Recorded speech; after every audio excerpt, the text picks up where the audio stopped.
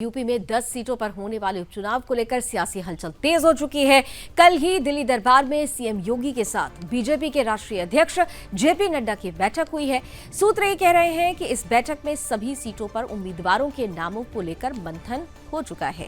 वहीं इससे ठीक कुछ दिन पहले ही सपा दफ्तर में भी अखिलेश यादव की अध्यक्षता में महत्वपूर्ण बैठक हुई थी और ऐसे में उपचुनाव के दंगल में किसका मंगल होगा, ये देखना बेहद दिलचस्प होने वाला है। अब इस खबर के पक्ष और विपक्ष की तरफ लिए चलते हैं आपको। सबसे पहले आइए जान लेते हैं इस खबर का पक्ष, बताएंगे आपको शिवम दत्त मेहता।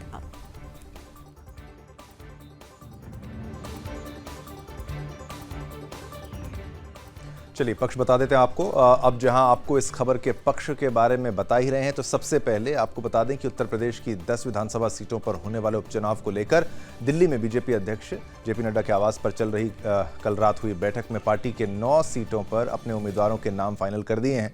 बीजेपी की इस बैठक में निषाद पार्टी को झटका लगा है और रालोद चीफ जयंत चौधरी की बल्ले बल्ले हुई है। बीजेपी अध्यक्ष जेपी नड्डा के घर पर हुई इस बैठक में गृहमंत्री अमित शाह भी मौजूद रहे। इस बीच बीजेपी के संभावित सीट शेयरिंग फॉर्मूले को भी समझ लेते हैं। चलिए ग्राफिक्स के माध्यम से आपको बताते हैं कैसे क्या है खास इसमें, बीजेपी की बैठक से क्या बाहर निकला है। 10 सीटों को लेकर बैठक हुई है। 1 सीट आरएलडी के खाते में जा सकती है। 9 सीटों पर उम्मीदवार उतारेगी बीजेपी, तो 1 सीट आरएलडी के खाते में और ये 9 सीटों पर उम्मीदवार बीजेपी उतारने वाली है। और फिर आगे बढ़ के बताएंगे आपको, निषाद पार्टी को कोई टिकट नहीं मिलेगा, तो निषाद पार्टी को यहां पर झटका। तो ये आपने देखा कि बीजेपी की तरफ से अभी फिलहाल के लिए क्या कुछ संभावना है, लेकिन इस बात को भी बीजेपी के ही पक्ष में रखा जाना चाहिए कि कुछ दिन पहले ही निषाद पार्टी के संजय निषाद उपचुनाव को लेकर दावा ठोक चुके हैं। तब उन्होंने क्या कुछ कहा था, सुनिए, और उसके बाद इस खबर का विपक्ष आपके सामने रखेंगे। विकास आपको बताएंगे इस खबर का विपक्ष। लड़ेंगे अपने चुनाव, निश्चित रूप से सिंबल से चुनाव लड़ेगी निषाद पार्टी।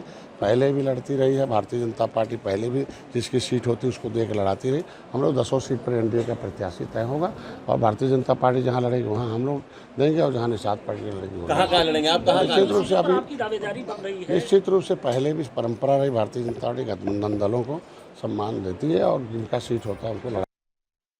आइए इस खबर का विपक्ष आपको बताते हैं। जब बात विपक्ष की है, उपचुनावों की है, तो इस खबर के बीच में क्या कुछ अभी अपडेट है वो भी आपको बताएंगे। इस पूरे मामले में अभी भी कई पेंच ऐसे हैं जो फंसे हुए हैं। सपा 6 सीटों पर उम्मीदवारों के नामों का ऐलान तो कर चुकी है, लेकिन कांग्रेस के साथ गठबंधन की बातें भी कर रही है। ऐसे में यह समझना जरूरी है कि पेंच आखिर कहां फंसा हुआ है। सबसे पहले आपको ग्राफिक्स के जरिए दिखाते हैं। इंडिया गठबंधन में सीटों पर टेंशन लगातार बढ़ रही है। अब ऐसा हम क्यों कह रहे हैं वो भी आपको बताते हैं। उसके पीछे की वजह क्या है वो आप देखिए। आप ग्राफिक्स के जरिए आपकी स्क्रीन पर देखेंगे। एक तरफ समाजवादी पार्टी की बड़ी बातें और कांग्रेस की जो बड़ी बातें हैं, जो जिस पर पेंच फंसा हुआ है, वो भी आपको दिखाते हैं। तो देखिए, सबसे पहले जो उपचुनाव के लिए 10 सीटें हैं, सपा ने फिलहाल 6 सीटों पर उम्मीदवार उतार दिए हैं। सपा कह रही है कि कांग्रेस को 2 सीट देंगे, लेकिन कांग्रेस अड़ गई है कि वह 5 सीटें ही लेकर रहेगी।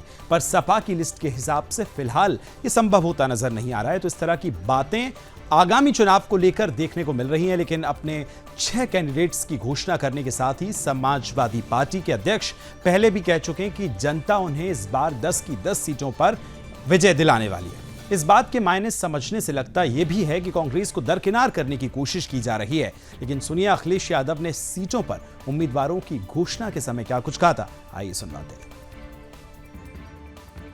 लोकतंत्र की उम्मीद नहीं कर सकते। ये लोकतंत्र को खत्म करने वाले लोग हैं। लोकतंत्र की कोई और जो संविधान में व्यवस्था है उसको नहीं मानने वाले लोग हैं। ये भारतीय जनता पार्टी के लोग जो बहाना ले रहे हैं कि वहां पर आपको बिच्छू दिखाई दे जाते।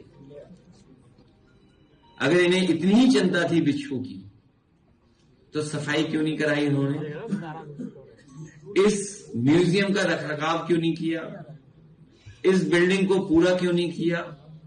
लेकिन अपने लोगों को उन्हें लाभ पहुंचाना था। 70 करोड़ रुपए इसके सैंक्शन हुए हैं।